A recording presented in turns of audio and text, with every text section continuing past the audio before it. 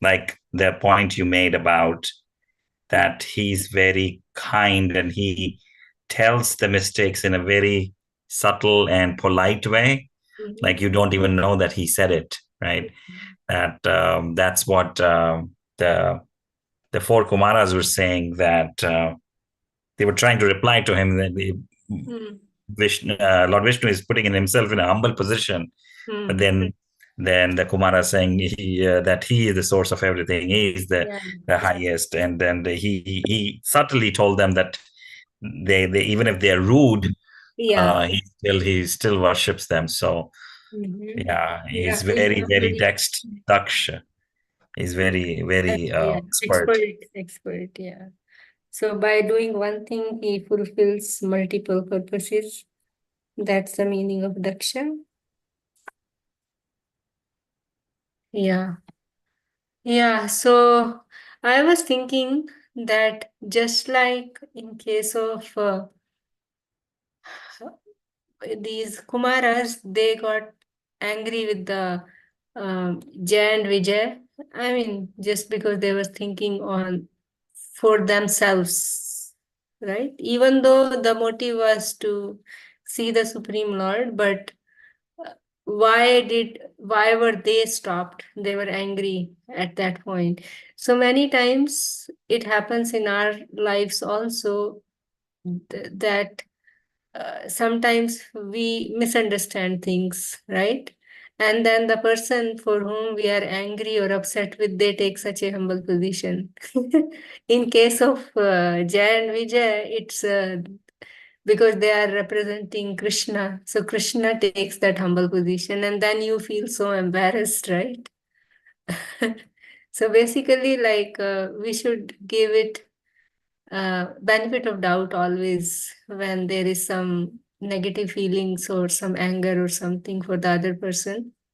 So always, but it's not easy. It's not easy, but it's a nice thing to practice, that give it the other person benefit of doubt. Maybe their intention is something else. And because Jan Vijay's intention is just they were following the order of the Supreme Lord. I mean, they didn't have any bad intention towards the four Kumaras. So that misunderstanding means they took it upon themselves. It even though Jan Vijay didn't have any feeling like they were um, blamed for. It wasn't like that at all. They were just doing their service. Right. So same way in our lives. I mean, these situations happen in day-to-day life almost, I think, every day. Yeah, but it's not easy to, not at all Yeah. easy to apply such. Yeah, but that's an ideal. I mean, so many lessons in these two chapters. All right, so let's continue. Verse 21. So this section will go on till I think 35. Yeah, till 25, sorry. Yeah, so the Kumaras are expressing how that they are submissive to the Supreme Lord. All right, someone wants to read? I can read, Mother. Yeah, thank you. Next 21. Yeah. यस्तां विव्यक्तचरितेर्नुवर्तमानां नात्याद्रियत् परं भागवत प्रसंग स त्वं द्विजानुपत्पुण्यराजा पुनीता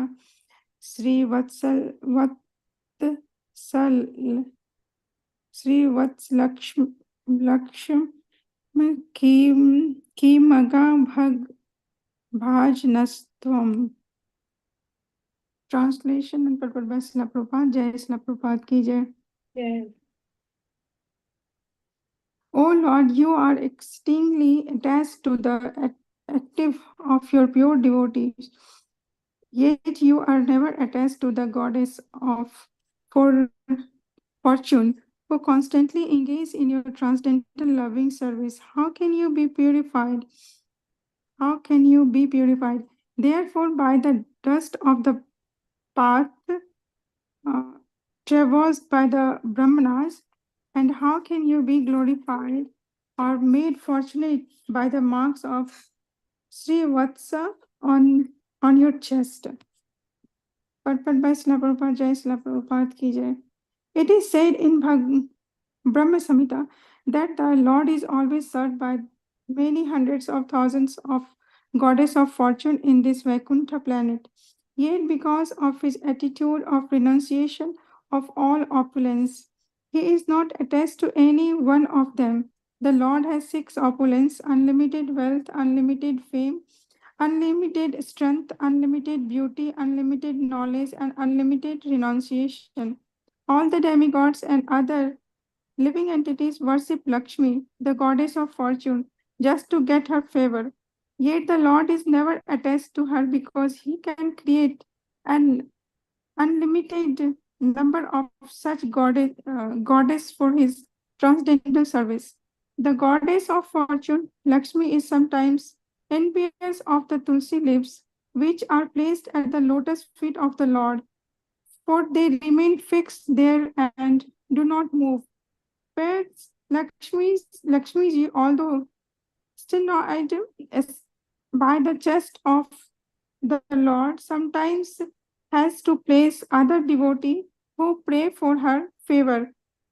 Lakshmiji sometimes has to go to satisfy her numerous uh, numerous devotees, but Tulasi lives never forsake their position, and the Lord therefore appreciate the service of the Tulasi more than the service of Lakshmi. When the Lord says, therefore, that is the that is or that it is due to the causeless mercy of Brahmanas that Lakshmi ji does not leave him. We can understand that Lakshmi ji attest by the opulence of the Lord, not by the Brahmana's benediction upon him. The Lord is not dependent on everyone's mercy for his opulence. He is always self-sufficient. The Lord's statement that his opulence is due to the benediction of the Brahmanas and Vaishnavas is only to teach others that they should offer respect to the Brahmanas and Vaishnavas, the devotee of the Lord. Hari Bol. Hari Bol, you want to say something? माता जी आप ही explain कीजिए. Yeah, so basically, yesterday also similar theme was going on, and we went back to verse 8, I think, where the Lord said to the Kumaras that because I am the 7, because I am the servitor of my devotees, my lotus feet have become so sacred that they immediately wipe out all sins, and I have acquired such a disposition that the goddess of fortune does not leave me. It's because of his disposition with his devotees, right? That's why. And even though I have no attachment for her, and others praise her beauty and observe sacred vows to secure from her even a slight favor. Yeah, so basically, it's in that context they are speaking that you are not at all attached to the goddess of fortune who is engaged in your devotional service. For you, devotees are more important. And because the Lord said that he gets purified by the dust of the lotus feet of the Vaishnavas, but they are saying that how is it possible that how can you be glorified or made fortunate by the marks of Srivatsa on your chest? So in the purport, without purport, we cannot understand this. So purport, Srila Prabhupada is mentioning that actually because one of the opulences of the Lord is that he is most renounced, even though so many Lakshmi is, there is a verse in Brahma Samhita, Chintamani Prakara Sadmasu Kalpa Vriksha Lakshavrateshu Surbiravipalantam Lakshmi Saharsashat Sambrahma Seve Mano Govindamadi Purusham Tamaham Bhajami. So many Lakshmis, but these Lakshmis are expansion of the Supreme Lord actually. They are basically subordinate to him. So he has no it's not that he is dependent on them, but they are dependent on him, right? Yeah, and then this about Lakshmi, she is worshipable by everyone, but he's not that he is a hand-packed husband or something like that. It's not that he is dependent on them. Everybody wants Lakshmi, but he doesn't care. There are so many Lakshmis serving him. And what else is he saying? Um, yeah, but she feels envious of Tulsi Devi because Tulsi is always at the lotus feet of the Supreme Lord. Lakshmi, because devotees worship Lakshmi, right? Many no, means Lakshmi's devotees. People in general worship Lakshmi Devi. So Lakshmi is Chanchala, she keeps going to them. But the Tulsi, she doesn't go anywhere, right? So that she is envious of Tulsi Devi sometimes. Yeah. Yeah, I mean, here in the end, he's saying, when the Lord says that it is due to the causeless mercy of the Brahmanas that Lakshmi ji does not leave him, we can understand that Lakshmi ji is attracted by opulence of the Lord, not by the Brahmanas' benediction upon him. Yeah, so of course, that's what Srila Prabhupada is now clarifying. Okay, why the Kumaras are speaking like that? So it's not that because of the benedictions of Brahmana to the Lord that Lakshmi ji is attracted to the Supreme Lord, right? It's not because of that, but it is because of the opulence of the Supreme Lord. Anyways, and so Lakshmi Devi is the expansion of the internal potency of the Supreme Lord. Yeah. Yeah, and again, yesterday also that was the point in the verse that the Lord is not dependent on anyone's mercy, but no matter whether somebody is karma yogi or jnana yogi or paramatma yogi or whatever, or bhakta, we are dependent on the mercy of the Supreme Lord. So then the final sentence here, the Lord's statement that his opulence is due to the benediction of the Brahmanas and Vaishnavas is only to teach others that they should offer respect to the Brahmanas and Vaishnavas, the devotees of the Lord. So that's what Krishna is teaching by his example, basically. This is the most important lesson that is coming in this chapter, how the Brahmanas and Vaishnavas are so important in the society and for Krishna, actually. Yeah. So if we want to please Krishna, then we should follow this. Oh, Prabhu, you carry on. I have to take this call. Mother. Thank you. So we've moved to verse number 22. Somebody wants to read? I know we... I can read, Prabhu. Thank you, Prabhu. Thank you so much. Dharmasya te bhagavata triyuga tribhisve padbhis characharam idam bija devatartham nunam britam tad abhighati rajastamascha satvena no varadaya tanuva niryasya. Boy, I'm destroying this Sanskrit. Translation purport by Srila Prabhupada. Oh Lord, you are the personification of all religions. Therefore, you manifest yourself in 3 millenniums, and thus you protect this universe, which consists of animate and inanimate beings. By your grace, which is of pure goodness and is the bestower of all blessings, kindly drive away the elements of Raja and Tamas for the sake of the demigods and twice born. The Lord is addressed here in this verse as Tri Yuga, or one who appears in 3 millenniums, namely Satya, Dwapar, and Treta Yuga.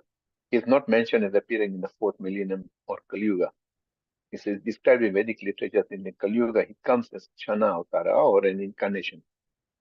But he does not appear as a manifest incarnation. In other yugas, however, the Lord is a manifest incarnation, and therefore it addresses three yuga, or the Lord who appears in three yugas. Sridhar Swami describes the three yugas as follows. Yuga means couple, and three means three. The Lord is manifested as three couples by his six opulences, or three couples of opulences. In that way, he can be addressed as three yuga. The Lord is the personality of religious principles. In the 3 millenniums, religious principles are protected by three kinds of scriptural culture, namely austerity, cleanliness, and mercy. The Lord is called Sri Yuga in that way also. In the age of Kali, these three requisites to spiritual culture are almost absent. But the Lord is so kind that in spite of Kali Yugas being devoid of these three spiritual qualities, he comes and protects the people of this age in his covered incarnation as Lord Chaitanya. So Chaitanya is called covered because although he is Krishna himself, he presents himself as a devotee of Krishna, not directly Krishna. The devotees pray to Lord Chaitanya, therefore, to eliminate their stock of passion and ignorance, the most conspicuous assets of this age, of this yuga. In the Krishna conscious movement, one cleanses himself of the modes of passion and ignorance by chanting the holy name of the Lord. Hare Krishna, as introduced by Lord Chaitanya. The four Kumaras were cognizant of their situation in the modes of passion and ignorance, because although in Vaikuntha they wanted to curse devotees of the Lord, since they were conscious of their own weakness, they prayed to the Lord to remove all their still existing passion and ignorance. The three transcendental qualifications, cleanliness, austerity, and mercy, are the qualifications of the twice born and the demigods. Those who are not situated in the quality of goodness cannot accept these three principles of spiritual culture. For the Krishna conscious movement, therefore, there are three sinful activities which are prohibited, namely illicit sex, intoxication, and eating food other than the prasada offered to the Lord. These three prohibitions are based on the principles of austerity, cleanliness, and mercy. Devotees are merciful because they spare the poor animals, and they are clean because they are free from the contamination of unwanted foodstuff and unwanted habits. Austerity is represented by restricted sex life. These principles, indicated by the prayers of the four Kumaras, should be followed by the devotees who are engaged in Krishna consciousness. Hare Krishna. Yeah, Prabhu, you want to say something? Yeah, okay. So here, the Lord is a personification of all the religions, and this Kumara was saying that by his grace, he removes the elements of Raja and Tamas, and it's for the sake of the demigods and twice born. Srila Prabhupada says the Lord is addressing three yugas, Satyuga, Dwapar, and Treta Yuga, because he's manifest in this three yugas. But in Kali Yuga, he appears as a Chana avatar, the hidden incarnation, and we know that that is Lord Chaitanya. And Srila Prabhupada says in Kali Yuga, the Lord is also called Tri Yuga because in Kali Yuga, the three requisites of spiritual culture are absent, namely austerity, cleanliness, and mercy. But again, the Lord is so kind. Kali Yuga, being devoid of this three spiritual qualities, he still comes, as Lord Gauranga Mahaprabhu, and he comes to eliminate this passion and ignorance among individuals who surrender to him, the people, the devotees. And Srila Prabhupada says also this movement, the Hare Krishna movement, this Krishna consciousness drives away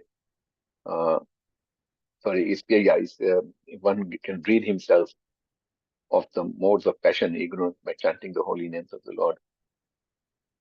And then these Kumaras, they were aware of they were aware of their situation, being in the mode of passion and ignorance. I don't understand this, but that's what he's saying. And I guess because they wanted to curse the devotees of the Lord, but they prayed to the Lord to remove this passion and ignorance within them. And this transcendental qualities of cleanliness, austerity, and mercy are the qualifications of the twice born, the Brahmanas and the demigods.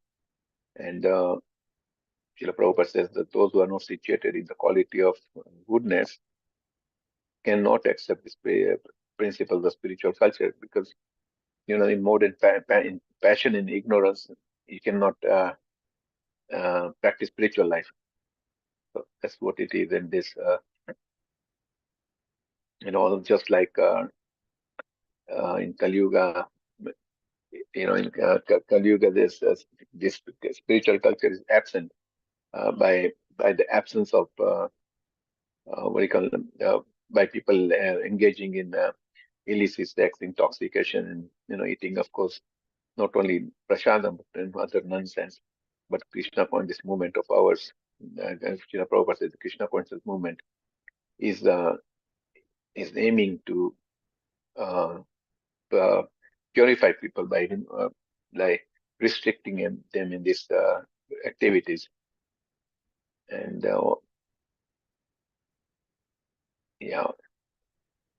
Prabhupada, I think that's all I have to say. Mataji, you're on mute. Sorry, I'm so sorry. My screen sharing is I'm doing, and still I just kept it on the 21st. I'm sorry. I just completely forgot to even move the screen. So did you do 22 now? Yeah, Mataji, we just did 22. All right. So I don't know. I didn't hear anything because I had to take the phone. So I can just summarize. Prabhuji just summarized that now here the Kumaras are saying that he is the personification of all religion, and they are asking a benediction because they realize that they were in the lower modes. They were not in the mode of goodness, and Krishna is in the mode of pure goodness. And they are asking for benediction so that he can drive away the elements of Rajas and Tamas, because those qualities are there in the demigods and the Brahmanas, and they realize that because they were influenced by those modes, they cursed Jay and Vijay. And then Prabhupada mentioned in this purport that there are two aspects of Tri Yuga. Tri Yuga meaning Krishna comes in the manifest form. In the Tri Yugas, in the Kali Yuga, is covered. And Sridhar Swami also mentions that Tri Yuga means three, and Yuga means two. So it's 3 times 2, which is 6 opulences. So it can mean also that. And then Prabhupada also mentions about Lord Chaitanya is covered avatar. And in this Kali Yuga, these 3 things which were there in the prior yugas are not there, of cleanliness, austerity, and mercy. And these are the qualities which are there in the demigods and the twice born.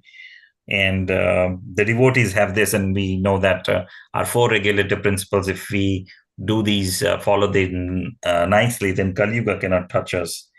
So yeah, Mataji, that's at the very high level. Yeah, so yeah.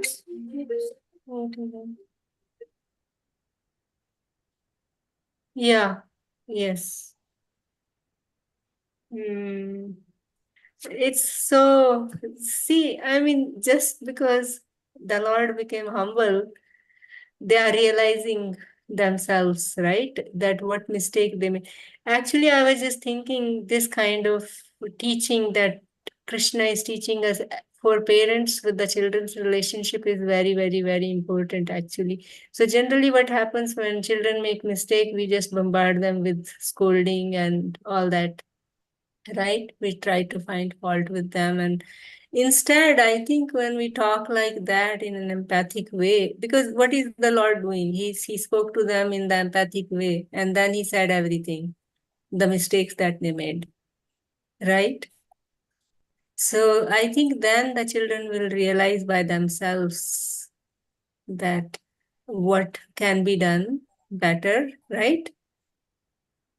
So yeah, that's very important actually. Yeah. Yeah, Mataji, I had one question. We've seen that Krishna is called Three Yuga many times. So I understand Chaitanya Mahaprabhu is a covered avatar, but what about Kalki? Kalki, they are already predicting that he's going to come. So is he not a manifest avatar? So no, he will come at the end of Kali Yuga, right? Yeah, but we say that Krishna, Three Yuga, one means that one who manifests, Krishna who manifests in three yugas. So Kalki also manifests in Kali Yuga, right? It's not considered that he is the avatar in Kali Yuga. It is that at the end of Kali and the beginning of, so it's in that actually is not considered the avatar in the age of Kali. Kali means prominent, no, okay, and then another thing about another reason why, because the main Yuga Dharma is being spread by Chaitanya Mahaprabhu. So he is the actual avatar, but he's Chana avatar because he is in the form of a devotee he comes. That's why. Okay. Thank you. Yeah, that makes sense. Yes. Because Kalki is going to come when the Kali Yuga is ending, but main Kali Yuga, the main religion or real dharma is the chanting of the holy name. Kalki avatar is not doing that. Yeah. Right?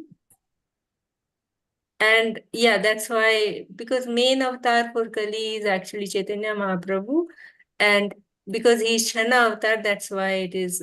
Because in Kali Yuga, everything is kind of try to delude people, basically, right?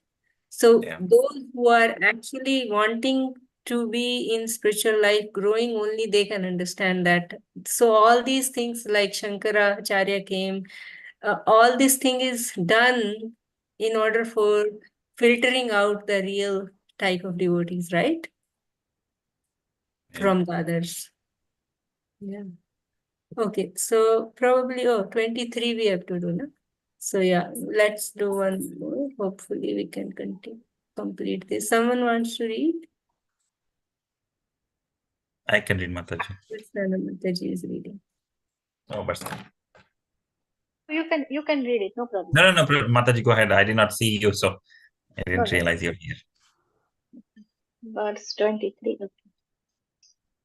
न त्वं द्विजोत्तम कुलं यदि आत्मगोपम गोप्ता वर्षः स्वरहेण स सुनरेतन तर्ह्य एव नाक्ष्यन्ति शिवस्तव देव पन्था लोको अग्रहीष्याद वृषभस्य हि तत् परमानम्. Translation and purport by Srila Prabhupada ki Jai. Oh Lord, you are the protector of the highest of the twice born. If you do not protect them by offering worship and my verse, then certainly the auspicious path of worship will be rejected by people in general, who act on the strength and authority of your Lordship. Purport by Srila Prabhupada ki Jai.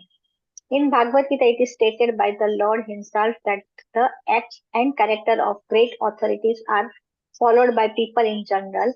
Leaders of idle character are therefore needed in society. Krishna, the Supreme Personality of Godhead, appeared in the material world just to show the example of perfect authority, and people have to follow his path. The Vedic injunction is that one cannot understand the absolute truth simply by mental speculation or logical argument. One has to follow the authority. Mahajano yena gataha sa panthaha. Great authorities should be followed. Otherwise, if we simply depend on the scriptures, We are sometimes misled by rascals, or else we cannot understand or follow the different spiritual injunctions. The best path is to follow the authorities. The four Brahmana sages stated that Krishna is naturally the protector of the cows and Brahmanas. Go Brahmana Hitaicha. When Krishna was in this planet, he set a practical example. He was a cowherd boy and he was very respectful to the Brahmanas and devotees. It is also affirmed herein that the Brahmanas are the best of the twice born. Brahmana, Kshatriya, and Vaisyas are all twice born, but the Brahmanas are the best. When there is a fight between two persons, each of them protects the upper parts of his body, the head, the arms, and the belly. Similarly, for the actual advancement of human civilization, the best part of the social body, namely the Brahmanas, the Kshatriyas, and Vaisyas, the intelligent class of men, the military class, and the mercantile men should be given special protection. Protection of the laborers should not be neglected, but special protection should be given to the upper orders. Of all classes of men, the Brahmanas and the Vaishnavas should be given special protection. They should be worshipped when their protection is performed. It is just like worshipping God. That is not exactly protection, it is a duty. One should worship the Brahmanas and Vaishnavas by offering them all kinds of endowments and sweet words, and if one has no means to offer anything, he must at least use sweet words to pacify them. The Lord personally exhibited this behavior toward the Kumaras. If this system is not introduced by the leaders, then human civilization will be lost. When there is no protection and special treatment for persons who are devotees of the Lord, who are highly intelligent in spiritual life, then the whole society is lost. The word nakshati indicates that such a civilization becomes spoiled and is annihilated. The kind of civilization recommended is called Devapatha, twice means the loyal road of the demigods. Demigods are supposed to be fully fixed in devotional service or Krishna consciousness. That is the auspicious path that should be protected. If the authorities or the leaders of society do not give special respect to the Brahmanas and Vaishnavas and do not offer them not only sweet words but all facilities, then the path of progress will be lost to human civilization. The Lord personally wanted to teach this, and therefore he offered so much praise to the Kumara. Hare Krishna. Hare Krishna. Yeah, you want to say something, Mataji? Yeah, I just want to explain little. I don't understand everything, but now here in translation says that because the Lord, he's the protector of the Brahmanas, right? So all the people they follow because Krishna is the leader, and so everyone is follow his path. So also Prabhupada ji explaining the purport that in the Bhagavad Gita also says that Mahajano Soigatha Pantha means uh, or, uh, everyone is following the path of the leaders. So that's what the leaders has to be ideal characters. And like Krishna is a supreme Lord, and he comes in this material world, and so he's the perfect example. Perfect example. So, and Krishna likes the Brahmanas and cows. So, Brahmanas are the first one we have to protect them, Brahmanas and Vaishnavas, because they are the intelligent class of people, and because of them, the whole society will going good. Yeah, that's all, Mataji. That is the third part. I don't understand much. Third paragraph. Yeah. So very, very, very important. So see, they are saying that if you do not protect them by offering worship and mild words, then certainly the auspicious path of worship will be rejected by people in general. So yeah, that means Mahajanayana Spanta. That's very, very, very important. And Krishna in Bhagavad Gita told Arjuna, okay, Arjuna, you are qualified to take sannyas or do not follow your prescribed duty of Varna and Ashram, but even then, do it in order to set an example. So, meaning in society, there has to be some people like our Srila Prabhupada whom people can follow, because people follow role models, not even in spiritual life, but in material life also people follow role models. So see how important again, and why is it so important to worship, to have proper respect for Brahmanas and Vaishnavas? Let's give it a thought a little bit. Why is it so important? Anybody wants to say? I can say something, Mataji. I was just thinking like when the British rulers came in India, they probably figured it out like to kill the education system, and that's what Brahmana's duty is. And then if you see in like one generation or two generations, this whole culture can just dissolve if the generations will be lost if the Brahmanas are not saved. Like it cannot pass on. Yeah. So So, because the Brahminical function, what is the function of a Brahmana? Pathan, Pathan, Yajan, Yajan, right? Teach So, Shastra, huh? teach the Shastras. I mean, learn. Yeah, teaching is the main, and give guidance to the ruling class, the Kshatriya class, right? That's so basically the whole Bhagavad Gita, Krishna speaks in the beginning how it depends on the knowledge, basically, right? Like meaning one, because if we don't have knowledge about something, how we can act on it? And that knowledge comes from Brahmanas. And that is even in universal creation, Brahmanas are considered to be the head of the Lord, right? Such an important part. Yeah. What else? So Mataji, I have a Yes, sir. question. No problem. Sorry, go ahead. But no, you go ahead. My question is in terms of today, in today's world, Brahmanas, they are diluted, right? Because this is Kali Yuga. So to find a pure Brahmana, or to find Brahmanas who pronounce correctly or do rituals properly, it's Oh, very difficult. yeah. Uh-huh. Go ahead. So how do we again, we should not judge, right? Yeah.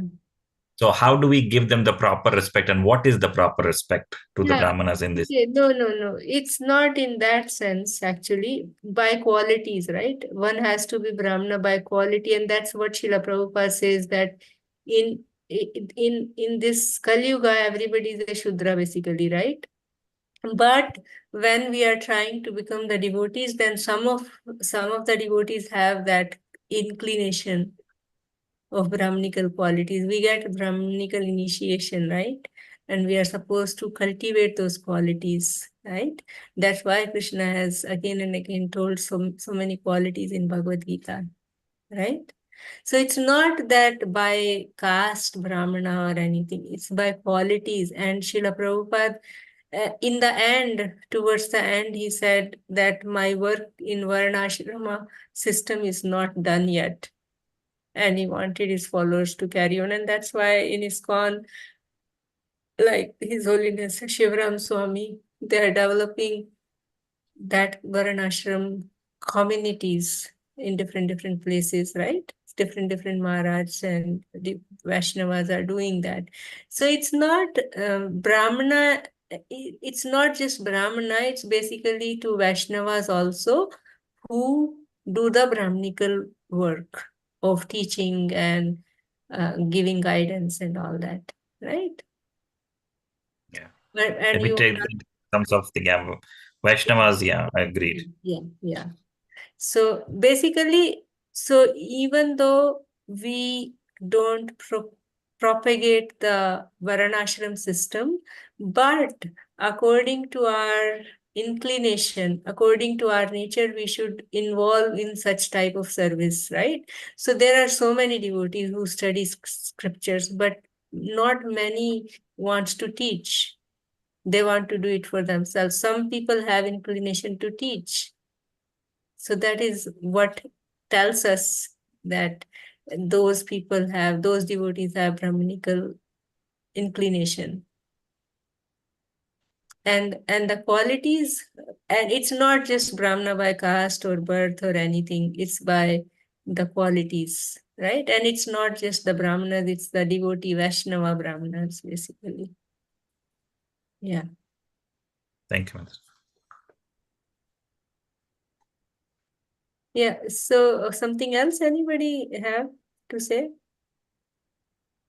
I was just going to say that it's important to pay respect to Brahmanas and Vaishnavas because they are the guiding force for our spiritual life. Without them, the whole society will be totally chaotic, Mm.